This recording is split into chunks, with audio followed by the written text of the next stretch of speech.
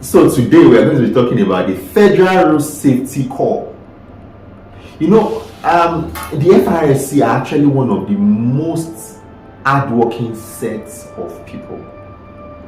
I mean, you see them. Sometimes I'm driving in the hot sun and I see them. I'm like, why are you people stressing yourselves?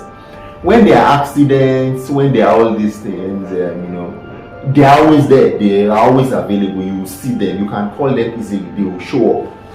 They are the ones that you see. Sometimes you feel okay. Generally speaking, Nigerians want something, money, right? Yeah. But primarily, I'm not saying they don't want money, but primarily they don't go out for the money. Like all these. Yes, they don't just come and meet you by the roadside and say, "Oh, God," So that's good. But there are a number of things about them that are quite. About some of them. Some of them, and many of them. I mean, many of them, but not all. Not all. Which is very embarrassing. Yeah. So one is trying to stop cars at dangerous points on the highway. So you see, the FRSC, there's a particular intersection where people make U-turns, and there are several accidents that happen at that U-turn. Because what happens is, as cars are trying to make that U-turn, you have some heavy-duty vehicles that are not able to press their brakes and smash into those vehicles. And I've seen those accidents. There was a day I was passing by and I just saw them packing dead bodies out of a bus. At this same position, the FRSC will stop you and say they want to be looking at your particulars. I mean, how do you come in? How do you do that? That's so dangerous. Increasing the risk of accidents. So and endangering their own lives even.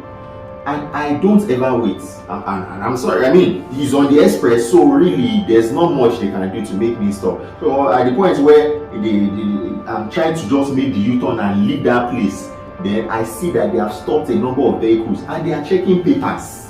Are you trying to check whether people should be driving, or they should just lose their lives? Which one? You should choose and I'm sure that's why we're actually doing this video, so that somebody can watch and somebody can pass it to them and say, we know you are doing your job.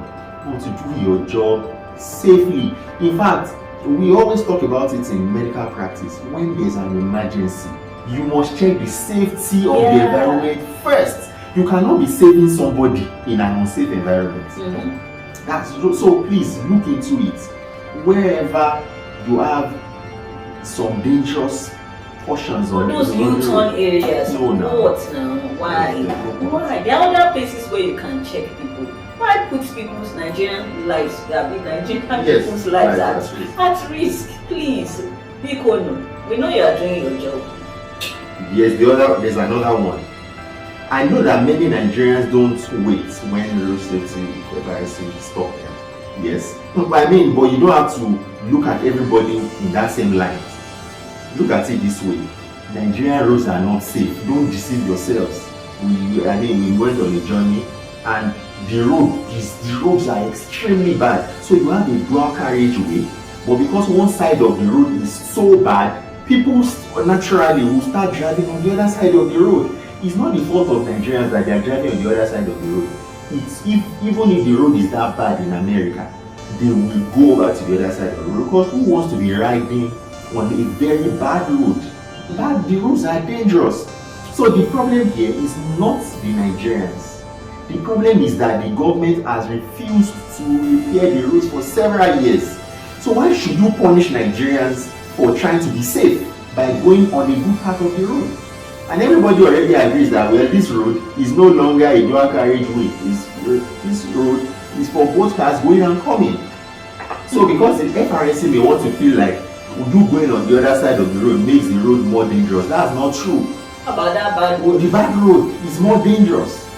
But that's another discussion. When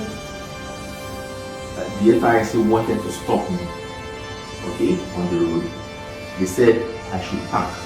And immediately they said I should park, I put on my pointer saying that I was going to park. Meanwhile, there was another car just beside me. I was on the inner side of the road. So I pointed and that I wanted to just go in front of that car to park. Do you know the next thing? He started eating on the car.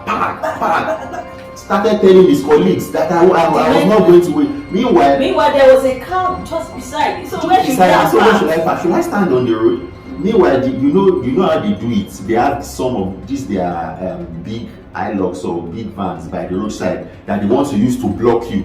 I already saw that they were trying to drive the thing to try and block me. Well, I'm telling you, I'm not going anywhere. Our papers were complete. I have everything. I have more than enough. The spare tire. I have everything. My tires are better than the road safety people's tires.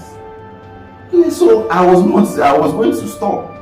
But what was embarrassing was the way they were behaving. Emotional. They were behaving as if this person is trying to run away. I know many people run away, but even government has told road safety, do not run after road users. If you stop somebody and you are unable to make them stop, don't run after them.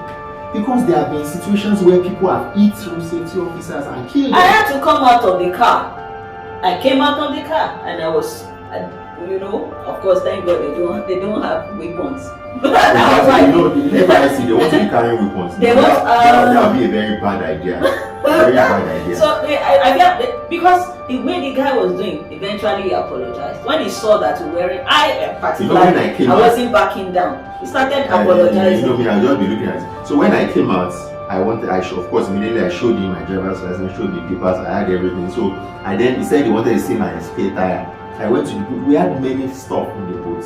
So he said he wanted to see. So I showed him the spare tire by lifting up the cover. He then says, you have to bring it out. I'm like, how can I have to bring it out? And then I have to unload the whole boot to bring out my spare. Meanwhile, you can touch the spare tire. You know that this is a good spare. It looks to me like Nigerians, we like to portray ourselves. Yeah. In the name, once you have been given one authority like that, you just feel that we don't want to be human anymore. Yes, I know that there are people who drive. It's not everybody that is like that. Let's treat people with dignity. Yes. Can we treat people ourselves with dignity? Now this same person now will come to the hospital and be expected to be treated well. Meanwhile, he is not treating people well at his own duty post. Oh, kudos to the FRSC, especially the ones doing their work well and treating people with dignity. For those other ones who aren't treating people with dignity, please try and incorporate dignity into your service. Right? Dignity has nothing to do with whether the person that you just saw behaved badly. So you don't treat somebody badly because the person you just saw treated you badly. That's not the way it's supposed to be. Treat everybody with dignity. I know. In fact, I personally know some FRSC members that are very, very good. So it's not about that, but these are the things we need to look into. And as healthcare professionals, if we are thinking about reducing road traffic accidents and mishaps and all that, this is an area we also need to look to because accidents happen as a result of all these things too. All right. Subscribe, click like, share.